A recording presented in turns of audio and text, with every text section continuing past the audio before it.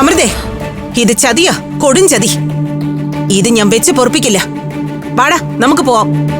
ഞാൻ കുറച്ച് കഴിഞ്ഞ് വരുന്നുള്ളൂ. ബാക്കി കാര്യങ്ങളോട് തീരുമാനിക്കണമല്ലോ, അതുവരെ ഒന്ന് ക്ഷമിക്ക്.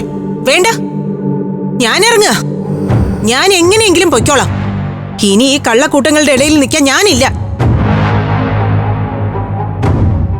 മാമിയെ പിണക്കി വിടല്ലേ മാമ. പുകഞ്ഞ കൊള്ളി പുറത്ത് പോട്ടെ.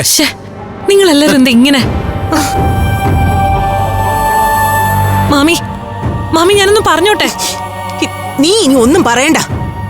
നീ ഉദ്ദേശിച്ചെടുത്ത് തന്നെ കാര്യങ്ങൾ എത്തിയല്ലോ. 10 പൈസ ചെലവാക്കാതെ അനിയത്തെ കെട്ടിക്കാനുള്ള നിന്റെ പ്ലാൻ ജയിച്ചല്ലോ. പക്ഷെ അമൃതേ, ഇതുകൊണ്ടൊന്നും അംബിക തോറ്റെന്ന് നീ കരുതണ്ട. ഈ ധർമ്മ കല്യാണം നടത്താൻ ഞാൻ സമ്മതിക്കില്ല. ഇനി എന്നെ പറ്റിച്ച് ഈ കല്യാണം നടത്തിയാലും അവള് കേറി വരാൻ പോകുന്നതേ എന്റെ വീട്ടിലേക്കാ. മനസമാധാനം കൊടുക്കില്ല ഞാൻ. ചേച്ചിയുടെ കണ്ണിലുണ്ണിയായി രാജകുമാരിയെ പോലെ വാണതല്ലേ. ഇനി അങ്ങോട്ട് അവൾ അനുഭവിക്കാൻ പോകുന്നതേ ഉള്ളൂ.